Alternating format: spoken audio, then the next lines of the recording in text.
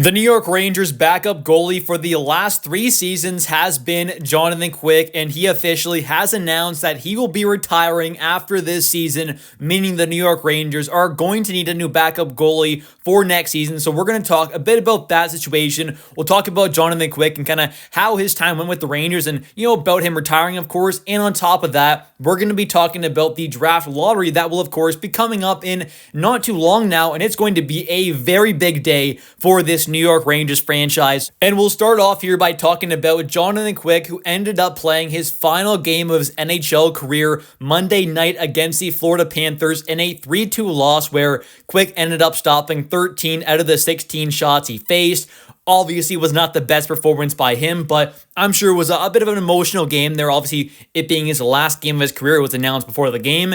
He's, of course, a 2-time Stanley Cup champion. He's won a Conn Smythe back in 2011, 2012. He was a one-time All-Star, which I do think is pretty interesting there, him only being a one-time All-Star throughout his entire NHL career. On top of that, he ended up winning 2 different Jennings trophies, which, of course, is pretty incredible in itself. He also owns the record for the most wins by an American-born goalie in NHL history with 410. His overall record, though, is 410, 307 losses in 90 shootout or overtime losses. So a 410, 307, and 90 record is not bad at all. He has a career .910 save percentage, a career 2.51 goals against average, 65 shutouts, just an overall great career. He also has 23 assists, so he's been able to kind of produce there a bit offensively, but overall, just an incredible career. Like I said, will definitely one day become a Hall of Famer. When that happens, that's of course a question, but he'll definitely be a Hall of Famer at some point. And his tenure overall with the Rangers, like I said, being the backup goalie for the last 3 seasons, including this one, hasn't been absolutely incredible, but it also hasn't been completely terrible. He had a pretty great first year back in 23-24, where he posted a .911 save percentage with 2 shutouts, a 2.62 goals against average in 26 starts, 27 total games played, and had a record of 18-6-2. Now, unfortunately, last season, of course, had a pretty big step back where he had an .893 save percentage, a .317 goals against average. Did have 3 shutouts though, so 1 more shutout last year in 20 starts with 24 games played. And then this year round ended up finishing the season with 25 games played, 25 starts, a not very good record of 6-17-2 on a not great Rangers team, of course, with a save percentage of .891 and a goals against average of 3.09 with 2 shutouts. So overall, he ended up having 76 games played for the Rangers, 70 starts, a 35-30-6 record, a .294 goals against average, 7 shutouts, and an .899 save percentage. So it definitely wasn't completely terrible. He didn't play that bad, but obviously the past 2 seasons has not been nearly as good as his first year, where he was probably the best backup goalie in the entire NHL. It was honestly quite clear he was just having an incredible season back in 23-24.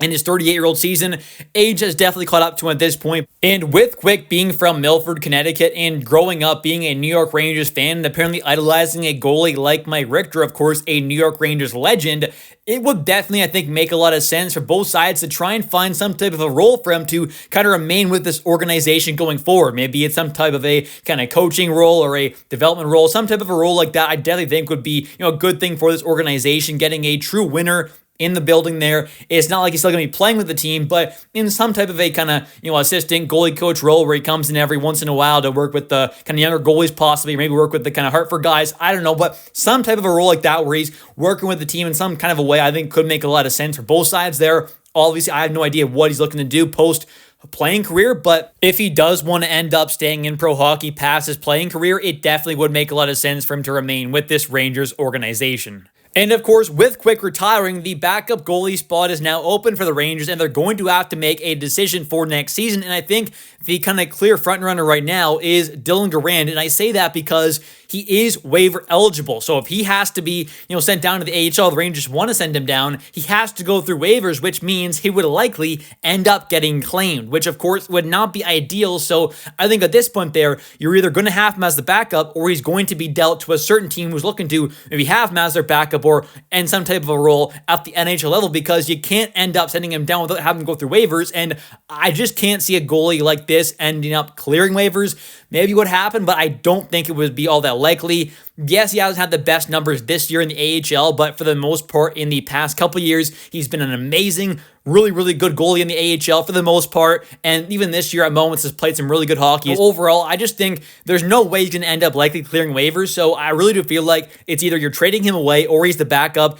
Getting rid of him for nothing and letting him be claimed by a certain team, whichever one it would be, for nothing would definitely not be ideal for this team's kind of clear top goalie prospect currently. Next up here, we're going to have some draft lottery talk, as this is going to be a big day for the Rangers. When the draft lottery comes around, they're going to have a chance to have one of the true top picks in this class. And the big thing is, I think with this draft especially, even if you don't get that kind of top 2 or kind of 1 pick there, you're not getting a guy like, let's say, Gavin McKenna or Ivar Stenberg. There is still, 4 or 5 other prospects that are still very, very highly rated in most other classes. Very well might end up going in the at least kind of top 5, if not kind of top 3 range with, players like Chase Reed, Keaton Verhoff, Caleb Malhotra, Carson Karels, Viggo Bjork, and Albert Schmitz even. And why that's so big for the Rangers is because at very, very worst, they're going to end up having the 4th best lottery odds, and at best, they're going to have the 3rd best. So you're talking about worst case scenario, the Rangers end up finishing with the 4th best lottery odds. They can fall as far as 6th if 2 teams end up jumping them in the lottery. So that's kind of the big thing there, is no matter what happens throughout the rest of this season, the